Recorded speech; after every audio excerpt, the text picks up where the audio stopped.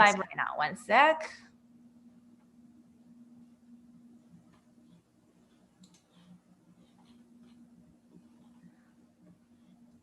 Okay, I believe we are live on YouTube. Of course, a little bit time lag, so we can get started. Awesome. Okay, I'm very excited. Hi guys, this is Dr. Nancy's YouTube channel. I'm Dr. Nancy, a director of product. I help people transition from worker bee to a product manager and business leader. Today, I had the pleasure, actually, is Lisa from 5-week product manager program, and actually invite me to give a talk to their audience as well. So the entire talk will be live streaming through YouTube. So feel free to type in your questions in the chat of the YouTube, because we're actively reading and all the comments, and make sure we answer all your questions as well. And today, given I am the guest and actually Lisa is a host, I'm going to roll over the ball to her for the entire night. Go ahead, Lisa. Wonderful. Yeah, firstly, thank you so much for joining me today. And it's really an honor to be able to speak with you, because I've been such a big fan of your YouTube channel, where really I've been used to just hearing your comments. So when I first jumped on the call, I was like, oh, I get to interact with Nancy live. This is so cool. Yeah, so a little bit about myself before we dive into today's chat, because we had a lot of audience submitted questions from my community before. And so I definitely want to make sure we save some space for that. Quick intro, my name is Lisa Huang North. I'm currently a product lead at Planet, which is a space technology company that's using space to help life on Earth. And what that means is I'm coaching and leading our team to build digital SaaS products to ultimately deliver satellite imagery and remote sensing data through a SaaS platform. Now, the kind of what connected with Nancy and myself is I'm also a founder of the 5-week Aspiring Product Manager program. And for us, we are a community. It's a collaborative learning community where anyone from around the world can come together and learn and build together. And it started with a fundraiser, which I did back in August last year, and really came out of the passion to say, hey, how can we democratize access to product management training so that anyone can access information regardless of their financial situation? And I think that aligns really well with Dr. Lee's mission and purpose, obviously, in helping folks break into tech industry as well into product management. Yeah, so just to get us started, and I'm sure a lot of your audience, Dr. Lee, already know your background, but for those who are new, Dr. Lee has a very illustrious career studying as a product architect at Shell, moving on to leading teams at Verizon, being a founder of Product Camp, and she's now a director of product for the Edge Cloud platforms at COX Communications.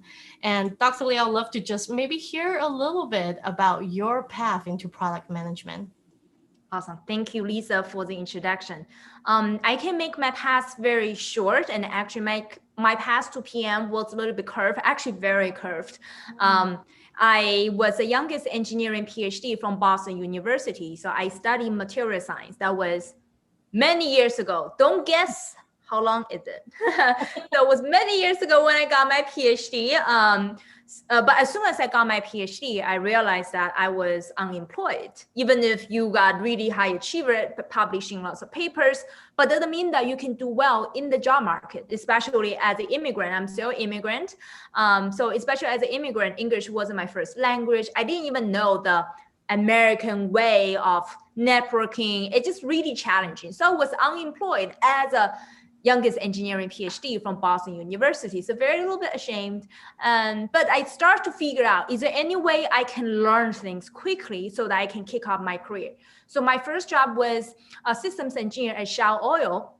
Actually, at the time, I didn't even know what is product management. I don't even think the profession was popular at the time. So I was an engineer for 3 years. And then gradually, I started to have my soul basic was calling. It's like, I want to work with customers. I want to move to business side. Even if I have a PhD engineering degree, I just want to move over. Then I start to explore and discover there's a term called product management of the perfect combination between business and engineering.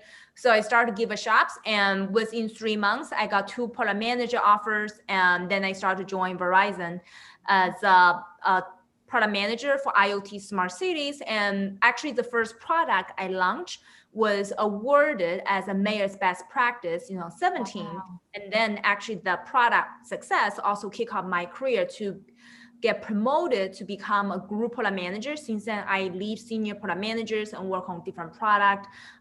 Recently during COVID, actually was in April 2020. That was 4 years into my product management career. I really wanted to jump into the leadership, which later I'm going to share with you the struggle of minority women, how we jump into leadership. So I just really want to be a director. Then I started interview for director positions outside of Verizon, and I end up getting 4 offers. 3 of those are director product offers, and I accept the offer from COX Communications. Now I manage product management, product marketing, pre-sale, and customer success, launching our new business for COX. That's fantastic. And yeah, I think this is a great segue. A couple different things we can tease out there. So one of the first things you mentioned during your time at Shell was how you started off your career right after graduating as a PhD, effectively in an engineering role before you eventually ascended the ranks and became a product architect.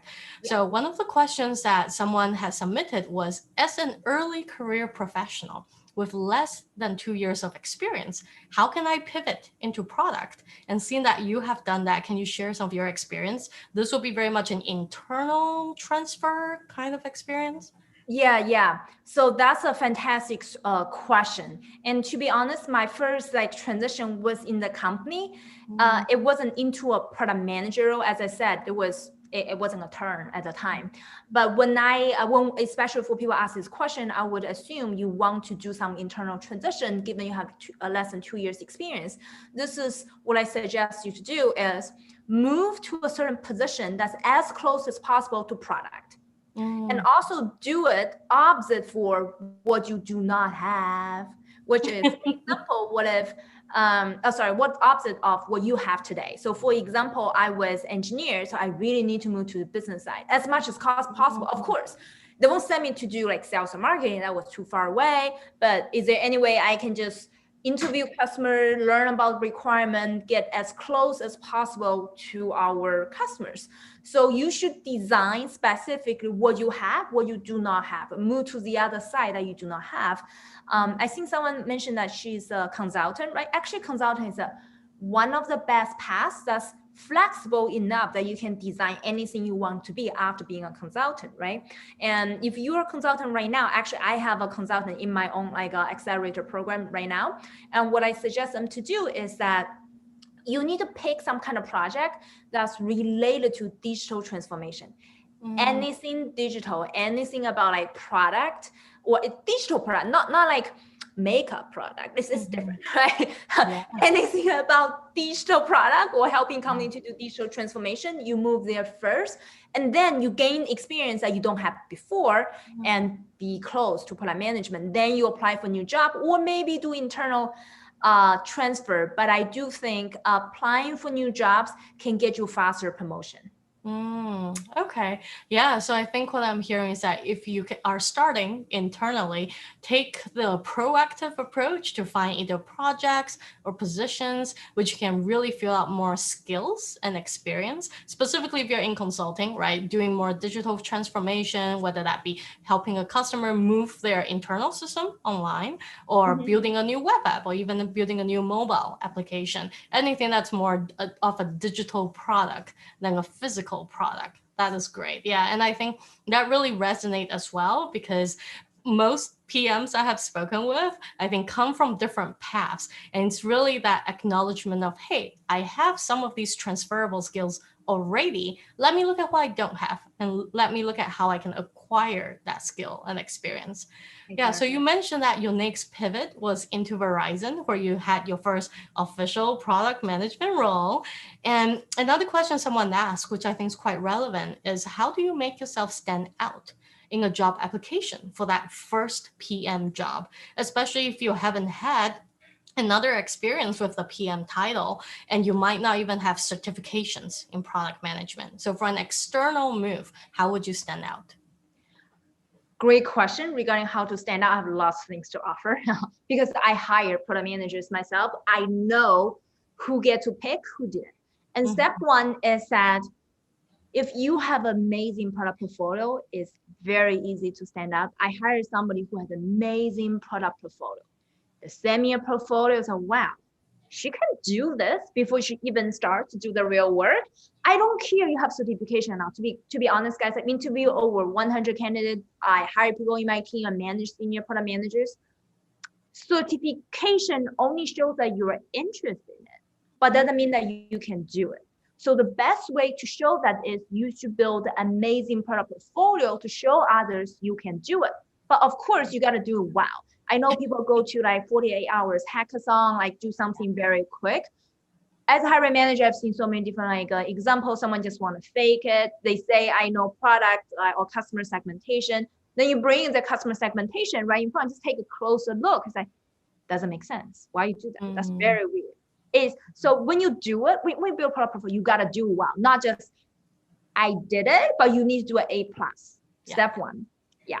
And step two is that you need to have a compelling 30 seconds elevator pitch, which is also one of my most popular YouTube video. You guys, I can send you a link on the chat as well. You guys should totally take a look. And basically, you cannot just be like, I'm very interested in product management. I kind of heard of different terms. I watched like the YouTube videos from Dr. Nancy Lee about different keywords of product manager, like a resume. So I'm here. Oh, by the way, I didn't go to Harvard either. So you cannot stand out that way, right? So the best way to stand out is you have a compelling pitch, show that you are smarter than others. And that's why, for example, when I pitch myself to a director position, I always tell others, I'm an award-winning product manager.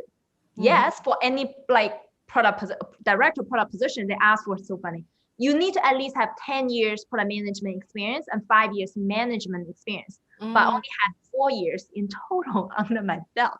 So it's like disqualified, to be honest, just on the paper. But I have a compelling story. The first thing I tell them that will be, yes, I have a shorter time. Well, I never admit that, but in my head, yes, I have a shorter time. But I'll directly say that the very first product I launched for Verizon received the mayor's best practice in 2017. Yeah. But in like very quick half a year, was quickly deployed in 10 different cities. Because of that, Verizon quickly promoted me to lead a team of senior product managers. Like there's like, I have like, this thing can continue, right? So everybody needs to have a very compelling story. I believe that everybody has a compelling story, like yourself, Lisa, right? You have done so much. It doesn't matter you have done 2 years or 4 years or many years experience. You just need to pick, how can I best position myself to show that I have done something related, but also smarter and better than other people. That's very critical. And third thing, what makes you stand out is that when you answer interview questions, you need to use the right framework. You need to be very, very sharp. You really need to think on top of your feet, which also means that you need to prepare ahead of time. You cannot just let me like get opportunity and let's see, or read a $10 book. I'm against reading the $10 book. You know which one I'm talking about, guys. I read that book, Crack the Product Manager Interview. So I'm here to prepare. That's not preparation, hey guys.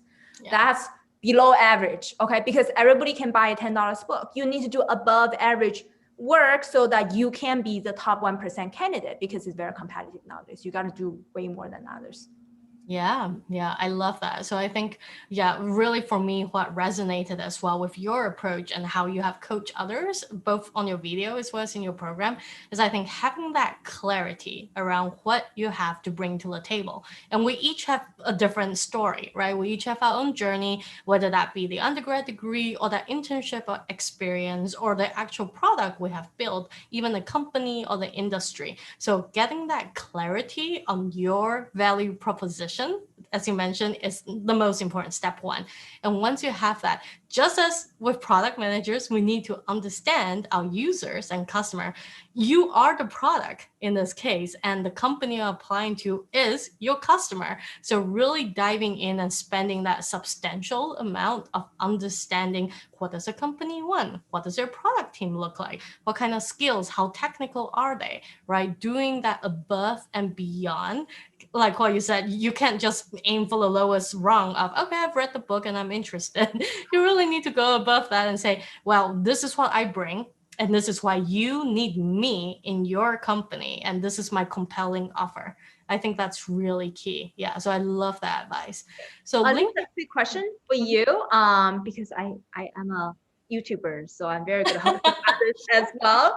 Yeah. Can you do a quick story regarding how you transition into product management?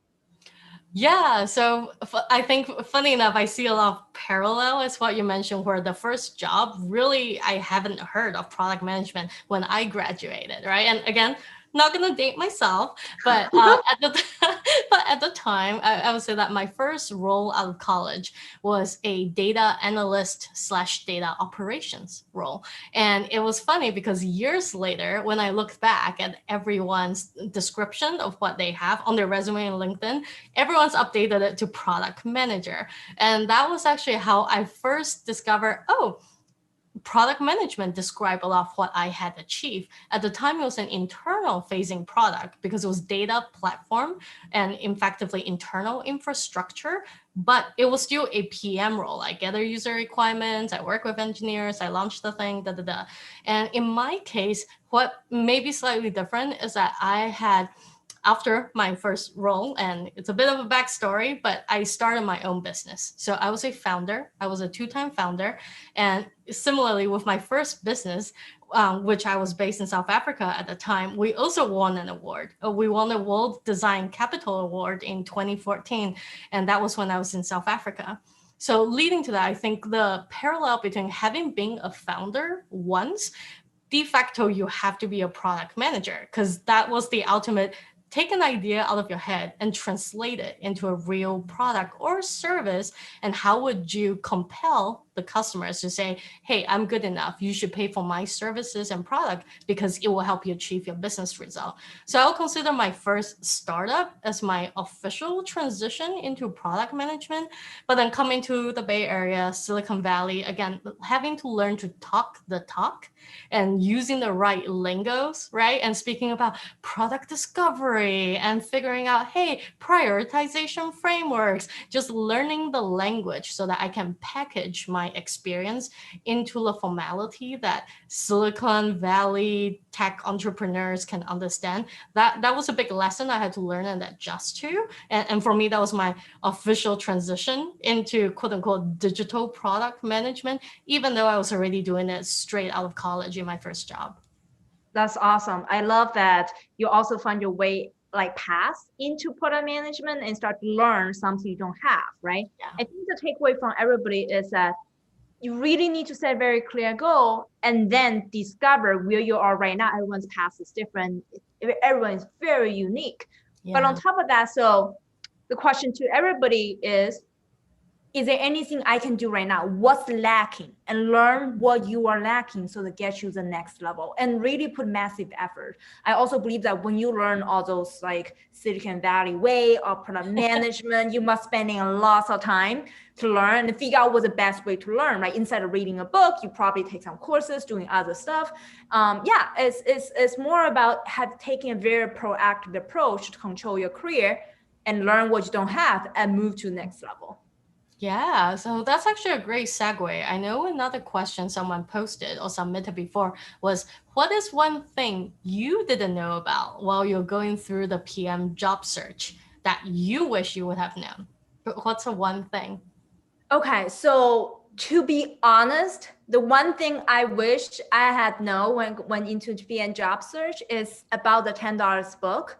I'm not trying to talk trash about the book, but that's the lessons I learned. That was, I think it was 3 years ago or something, over 3 years ago, long, a little bit at the beginning of my career, I interviewed Google for the PM position. And for that time, even the recruiter reached out to me directly. I don't even need to apply or like network. Wow. Crazy. I was like, ooh, they reach out to me and must be good. And not just Google, Amazon, these guys reach out. And that time was like, you know what? I really like Google. So let me prepare really hard. Then I read the $10 book.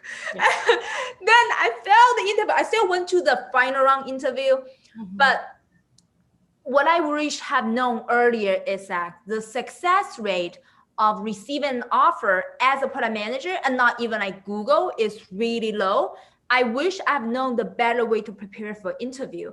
And I really do not think a $10 book can get you what you wanted. If I knew that, I hope by the time I wish already work for Google and jump to a very different company to be a director, or maybe earlier to get promoted as well. It is crazy. So something regarding that specific experience, something I want to bring up is that after I failed the interview at Google, this is weird. This is crazy. I read the book twice. And then I talked to my friend at Google. I was like, how did you get in? Because later on, I went to MIT Sloan School of Management as well. So it's just like, talk to my alumni. You guess what? So my alumni told me that, Nancy, I interviewed at Google 3 times and I got in. Wow. Like, okay. Oh, that's what everybody's doing. It's not hard. You have to do it a few times. Yes. It was like, you need to be over prepared, over prepared. Wow. You think you read a book, everybody can read a book. So you're not above average, you're just average, maybe below average. So, okay, now, you did 3 times, got it. Hey guys, really think about the behind the scenes, how to prepare, how to be an overachiever, and then you can really hit your goal. Don't take the opportunity to like, I can do it like what I did earlier, the biggest mistake. So waste opportunity. But anyway, I finally catch up later on in my career. Yeah. No, I think if anything, you've clearly escalated very quickly. I mean, to your point, right? You're a director within 4 years, and that's huge. That's a huge achievement. So definitely very proud. You should be very proud. And because I think, what you figured me. And I think what you're saying rings true, because a lot of interviewing, right, is that interview in itself is a skill. I think one thing that we often find, and maybe this is a contrast, you let me know if you found this as well, is that when we are working on a team, the focus is really on how are we being successful as a team, right? So a lot of the language we use is, working with my team, we did this, we accomplished that, we achieved this, because you're part of a unit. But that's where I think making a mental switch to an interview can be challenging initially, because even something as basic as that, of translating and changing your language to saying, I did this, I led that project, I spearheaded, I achieved that. And just the shift in mindset is already hard enough beyond everything else, right? Like preparing for a product sense interview, really having good structure, and all of the other things you teach in your program. So I think acknowledging that interviewing itself is a skill, and you can learn it, but you have to put in the time to practice it. And it's not just something that a passive learning method, reading any book, right? Just passively. That's not going to get you there. You still have to put it into practice. So I think that's really key. Yeah. I love that. Great. So slight segue, because I know one of the topics that was really top of mind for me too was understanding how do we choose the right growth opportunity. And I think with your experience, you've worked in huge mega conglomerate, large companies, as well as being an advisor for startups. For example, I know right now you're an advisor for Kahan Space, which is a tech star portfolio company. Having those perspectives, both at big company as well as smaller startup, how do you balance between choosing the right growth opportunity, especially for PM? This question, because in my heart, I'm an entrepreneur by heart, and to be honest, guys, I was on H1B and never had my green card until like 3 months ago, two or 3 months. Congratulations! When you're on H1B, you cannot start your own company. It took me 11 years to get green card. It's crazy. But in my heart, I was entrepreneur by heart. I knew that since I graduated from my PhD, I always want to start my own company or do something like I can drive my own journey. And that's why when people ask like startup or big companies, what should I do? I love this question, which I really admire you, Lisa. You start your own company. I admire all the entrepreneurs. Regardless, it's like next Facebook or the next TikTok, or it's or something else, right? Or you can start over again, or didn't succeed the first time, but like big, like sum up to everybody. And now here comes the growth for everybody who is thinking about how can I grow. Step 1 is that you need to define your career happiness. What do you mean by growth to you can lead to happiness? It is the power, bigger team, get into like promotion, director faster, or is this to build a product that can influence millions of people in the world, right? So for example, Facebook, like billions people use in the world, but you do not in general, I'm just saying that 80-20 rules. 80% of people in Facebook do not get promoted as faster they could be if they are outside of Facebook, right? So what you will create happiness, you choose one first, and then you can define your own growth. If you are looking for the growth in terms of, I want to grow different skills, I want to be stretched, right? Learn different things. And also you see product management or any job as a stepping stone to a long-term goal. I suggest you sometime in your life, you need to work for a startup. Oh, startup, you grow very quickly. You never know. You can go and let's say you get a product manager job at the startup. They're like, oh my goodness, nobody's doing sales. Can you just close the deal tomorrow? You do it. I was like, oh, this might happen, right? Any startup is crazy. Even right now in my team, like in COX right now, we're in the process also growing our own like startup within the company, which means, for example, that's why I get to manage more than product management. Now I do product marketing, like pre-sale, customer success, very different thing than what when they hired me to do, was because we had tremendous growth. Just things, any startups grow very quickly. They either die or grow. There's nothing between, to be honest. Yeah, if they grow, you grow with the startup like crazy. Of course, you should also be ready. You cannot be a C player or even B player in the team if for example, I am the B player or anybody else in startup is a B player. When the opportunity comes, oh, there's a very big client, very big deal, nobody's doing pre-sale or a customer success, can you pick it up? They will not select me or anybody in the startup was because you're a B player before. But if you're A player doing your current job very well and the opportunity comes, it's yours. There's no fast enough time to hire best talent to join a team who cares as much about the product as you do to take like any other opportunities in the company. So you got much faster career growth if you join a startup. And sometimes startup doesn't mean that you get paid little. Oh, I have a student who joined a unicorn startup. I by the way, I negotiate salary for my students, so I know. Wow, that's great. Yeah. Salary. And also, for example, actually yesterday, one of my students recently joined TikTok in America, and TikTok only has like 10 or 12 product managers in the US. So one of them is students, so very, very excited about that, right? I know many people's salary. So startup doesn't mean that you're getting underpaid. Startup means that you're buying into the future. Okay, of course, TikTok salary is lower than Google and Facebook. I know it. I just know I know too many people's salary. And then TikTok's total compensation is lower than Google. Well, but you never know. They might go public. They might become the next Facebook. And then their equity can become, wow, 3 million next year. I don't know, right? Yeah. So you're buying into the future. Really depends on you, what your evaluation, what do you think is more comfortable? Startup is faster, to be honest, more stressful. But you stretch yourself very quickly. But for bigger company, it's more stable, it's slower pace, but more structure.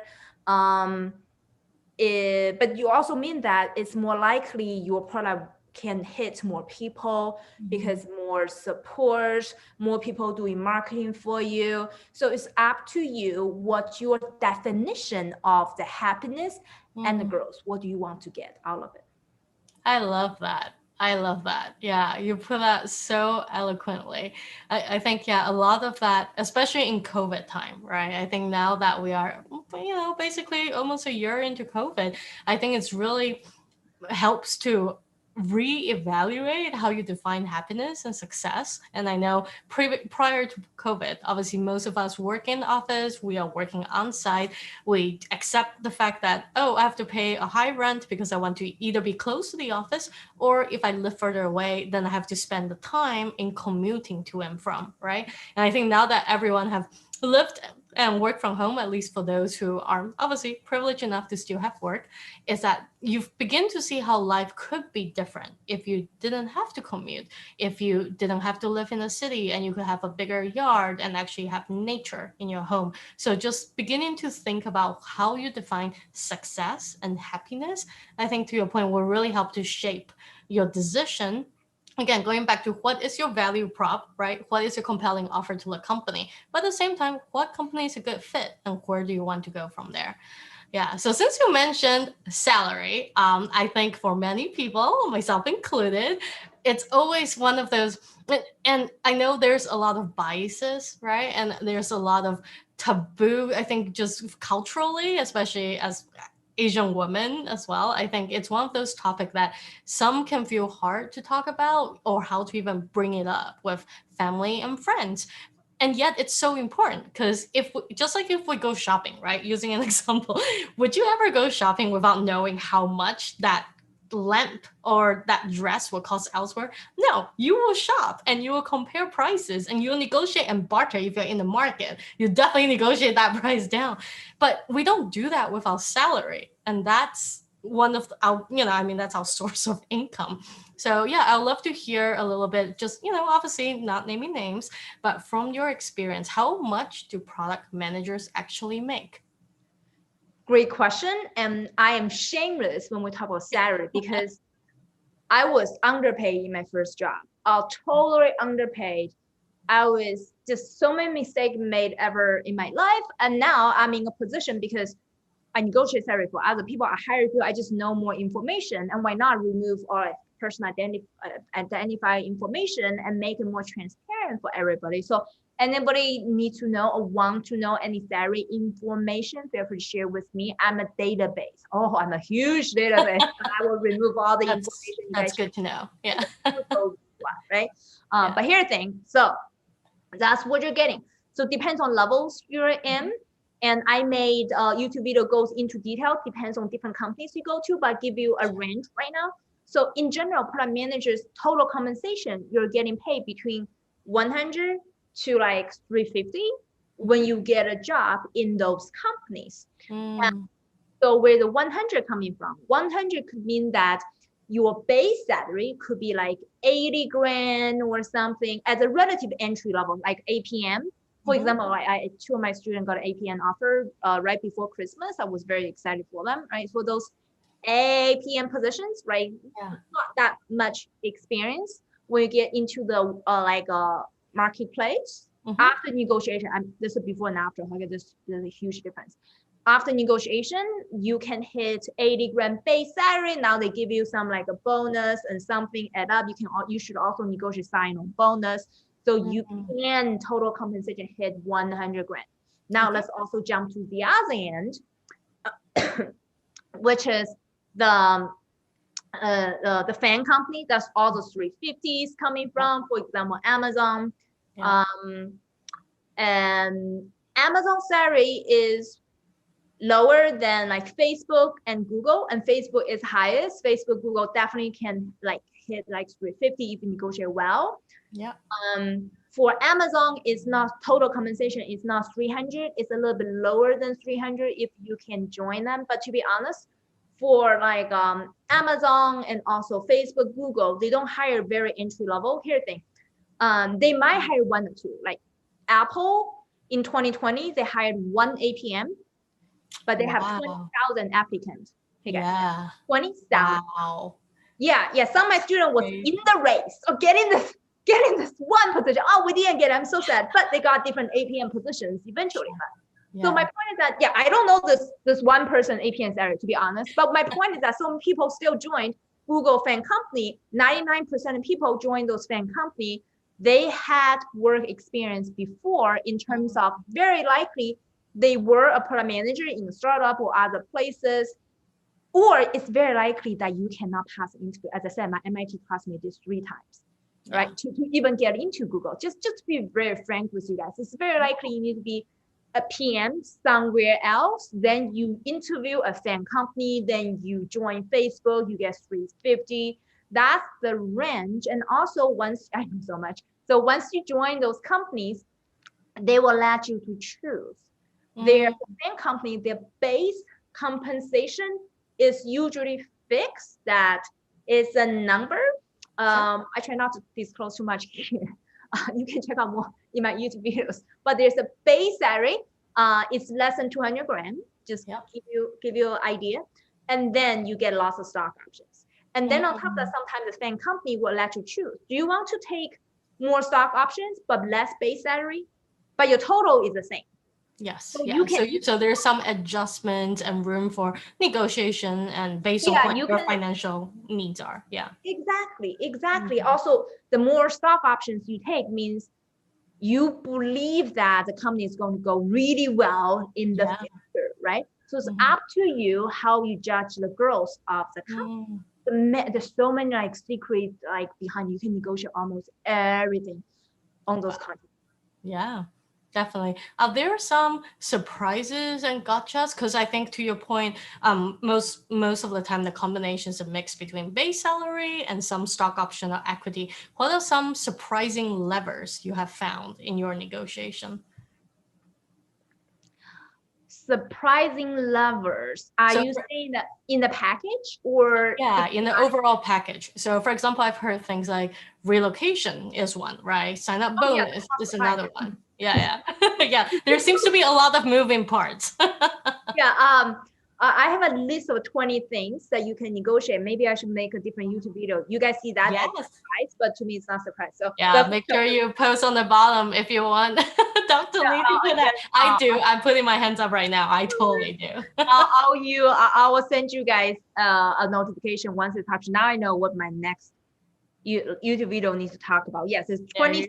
The list of 20 things. So let me give you a few of them, right? For example, it's not surprise to me, but it might be surprise to you guys. Yeah. Relocation package, you can negotiate. Oh, you can negotiate everything, any kind of like contract you want the company to do in terms of for example, I negotiate with a company that I can own my YouTube channel. Sure. I'm working for them. Yeah. Right.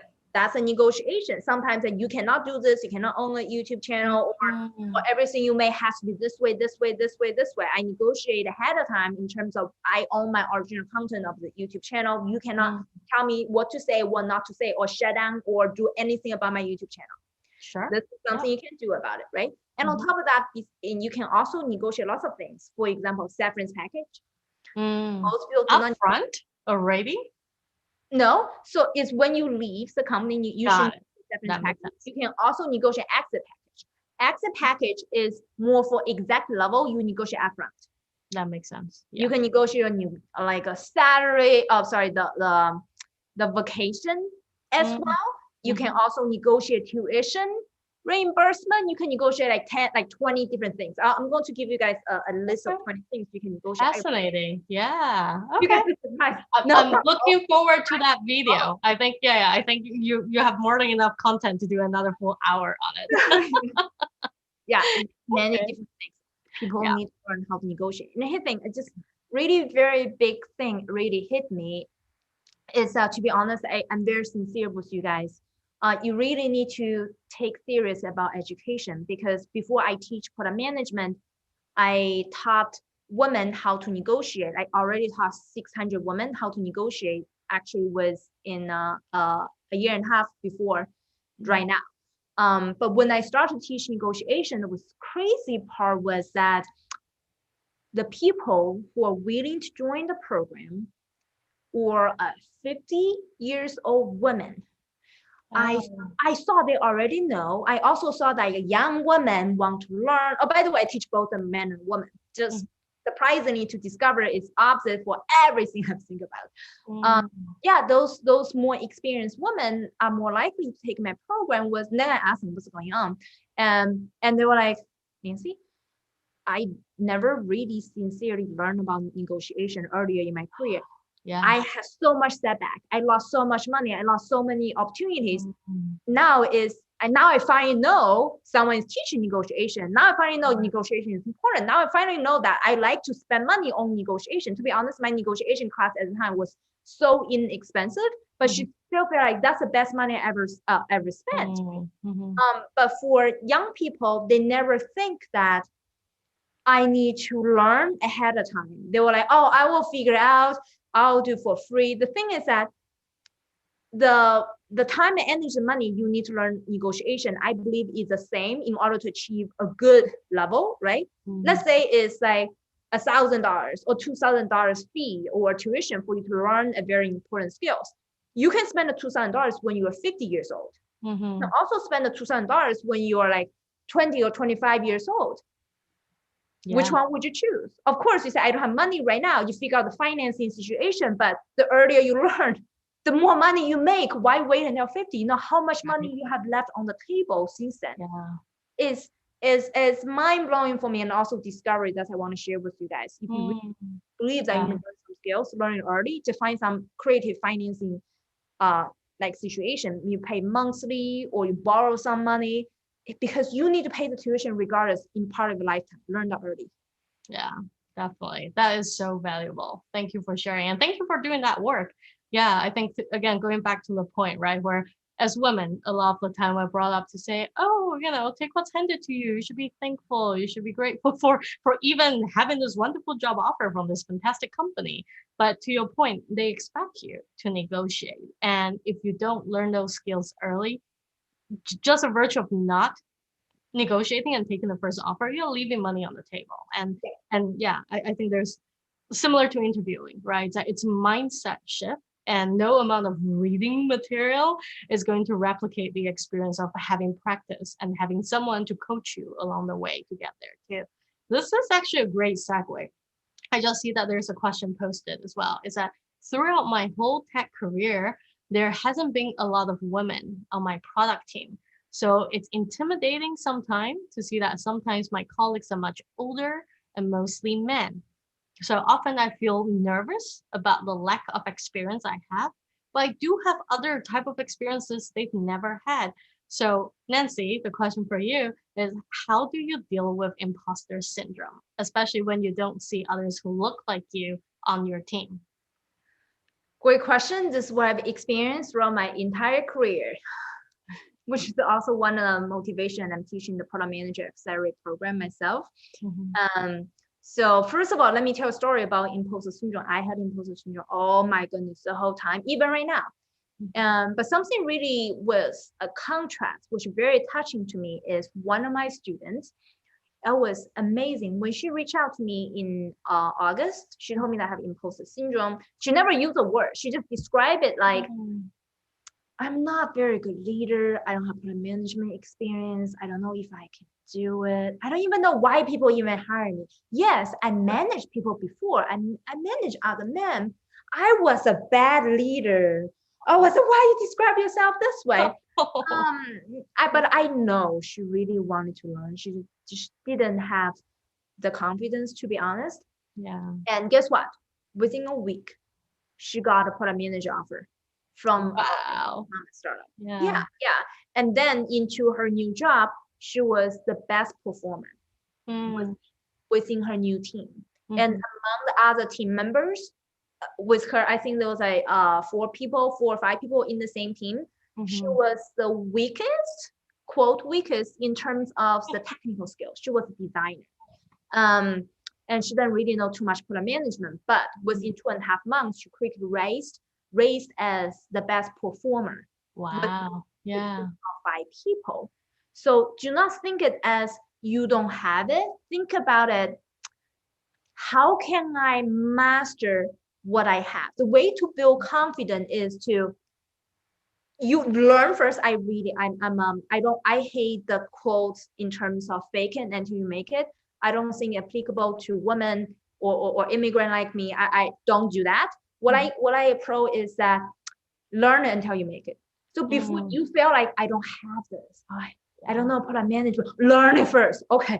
Whatever you feel like I don't know how to do public speaking, I'm nervous. Oh, learn it immediately, right? So you learn first, at least and so at least I learned. So I kind of know. Then the step 2 is start to have like role models. And I was like, okay, I learned this out some role model. She was an immigrant. Now she speaks very well. She can do it. I can do it as well. Oh, she's a woman. She can do it as well. You find a role model. And third thing is actually apply what you learn and practice. But the first two is very fundamental. You cannot just go like skip straight to yeah. Do that because I don't think we women are built that way. You just are naturally confident.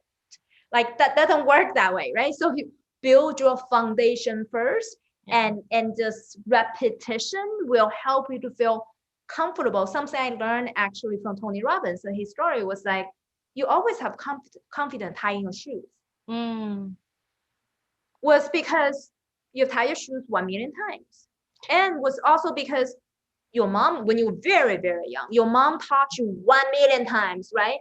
And at the time, you didn't understand what is shame, right? It's when you were young, so you just learn it. I'm shameless. I just learned until you don't even have that word in your vocabulary. Like you wouldn't even know how to call that emotion because you don't have a name for it. Yeah, exactly. And then you become very confident tying your shoes, right? Same thing about anything you do. Yes, you have imposter syndrome. Learn first and have a role model so that you feel like you can try achieve that as well. Then you start to practice and have people teach you, have some mentors and execute. So that's very critical, but it's true. Yeah. It is. If you feel do not belong, I feel that many different times. It's just is that, oh, I'm lucky. Oh my goodness, they hired me because I'm woman. They promoted me was because there's no female manager. Oh my goodness, I'm lucky. No shit, no. I got promoted faster than men was because I'm lucky. I proved it later on, but when I was there, I had imposter syndrome as well. Yeah, definitely. Yeah, and I think fair enough. I think it's a double-sided sword or two sides of the coin. Is that on one end, especially within product management, right? I think on one end, we all know that the way to be an effective PM or to be a successful product leader is that we need to have the growth mindset, which by definition, it's always learning new things. And I think the flip side of that is because we are self-aware enough to know that, oh, there's always something new I can learn, whether that be a technical concept, a new technology trend, or even learning more about data analytics, right? We know that there's always something more we can learn. And unfortunately, as you mentioned, I think for most women, the awareness that there's something more I can learn actually turn around and hurt them and make them feel like, oh, I have an imposter syndrome. I'm not good enough. I don't know enough compared to other people. When if you flip that around, it's like, no, it simply means you are self-aware and you have a growth mindset. The fact that you know you don't know something, that is the essence of kind of characteristic that make a great product manager, right? Exactly. So, I like the growth mindset. Actually, I posted a job opening. I wrote it to the HR today. One of the requirements I add to it is like growth mindset, quick learner. Yeah. See, exactly. So right there, right? Case in point right there. As a hiring manager, you're looking for someone with a growth mindset. And in contrast, if someone just comes in and, very arrogant and saying, oh yeah, I know everything already. I don't think there's anything else I have to learn. Would you hire that person? Yeah. Absolutely. You'd be like, oh, are you sure you're in the right room? I did say growth mindset. Yeah. So I'm just opening up your YouTube channel. So excuse me if something loud happens. I'm trying to see if there are questions. I do see we have 21 people who are live at this point in time. I know there's a slight delay. Oh, hold on. Let me, oops, can I pause myself? Okay. You can mute yourself on YouTube. Aha, okay, great. Yes. All right. So I do see there are some chats in the chatter, and I know we're coming up to the end because we have 8 minutes. So I just want to make sure that I address or, get any more questions. Okay, so there's a great question. What makes a good product portfolio? Maybe we'll close with that because you did mention earlier on about having a standout portfolio is an important thing to transition into PM. So how would you rate, like what makes it a good portfolio? Okay, great. So the 3 things contribute to a good product portfolio. And first one is have very strong understanding of your customers. And second is you need to provide the end-to-end customer journey. You cannot have a portfolio only have MVP, the final result. You need to show the entire time, and also designing customer journey is also part of the product portfolio, right? Number 3, part of the product portfolio is that you really need to write very good requirements on your product portfolio. It's very easy. That's why I say I can see who fake it, who didn't fake it, who put heart into it, who said things that make sense or didn't make sense, right? So writing really good requirement on your product portfolio is very critical. Most people don't know how to write a good product requirement, but if you have demonstrated and hit the top 3 things I was looking for, and yours can stand out for sure. And I also want to share with you guys a framework I invented because someone actually asked a question earlier in the channel about saying that. So I've tried many different times. I have certification, but seems that I just cannot get it. What should I do? I also felt I tried really hard, right? I believe that the people that say you try really hard, I do believe that you spend time in it. I think you didn't use the right methodology. So I invented a framework that I like to share with you guys. I call the PROFIT framework. Stands for P, product portfolio, learn how to build a portfolio, customer journey, everything, right? Product portfolio. And R, profit. R stands for resume. You have an outstanding resume. O stands for opportunities.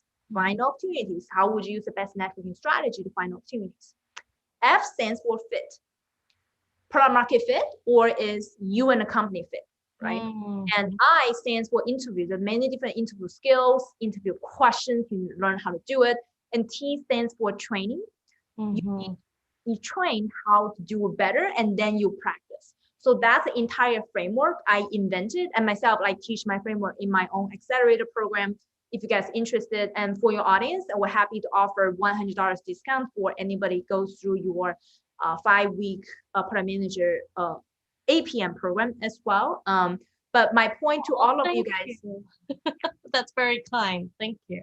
No problem. So my point to you guys is that you really need to know what are the key components to get into the next level. Do not fake it, or do not only do like part of the profit framework and you try really hard. Maybe try really hard in terms of, I don't know, doing mock interviews with your peers, but you haven't done the rest, which means you are putting the effort on the wrong thing for the wrong time, and you got exhausted. So which something I do not suggest people to do. If you use the right methodology, for example, most of my students, they get offered within 3 weeks, and some of them just like, especially the one got the TikTok offer, he spent only 1 month learning. So it's not about, I don't want you guys to think about this is impossible. What I believe is that you guys use the wrong methodology, and then you didn't know what the most effective way to improve yourself. I believe everything is possible. It's more about how you do it, learn how to work smart. I hate working like hard. As a woman, as Asian, we all feel this way. Oh, Tiger. We work too hard. Right? We all think that we just work hard by reading a book 100 times or do mock. I have someone like crazy. Someone just did mock interview for like 60 times or something. She still couldn't get an offer. I was like, it's, and also 60 times means you mock with others. It's 2 ways. They give you 1 hour mock, you give them 1 hour mock. That's so it's at least 120 hours. At least. 120 hours, you still cannot land an offer. So it's not the fact that I tried really hard, you tried incorrectly. Right? So guys, really learn the right way to do it. So learn how to work smart. I'm very serious about it. Yeah, I love that. Thank you for sharing the profit framework. Yeah, I think the fact that you tackle the different aspect of it is really helpful. And I'm sure in your program, you dive deeper into each of them. So that was a nice sneak preview. Yeah, so just to wrap up, I know we're coming up to the hour, and I'm mindful of your time because you're in East Coast and it's way later than I am in the West Coast. So firstly, thank you for taking the time today to share your experience as well as your advice, and for having me on your YouTube channel. I'm very honored. And last thing, just to wrap up, for folks who would like to learn more about your program, what is the best way to proceed?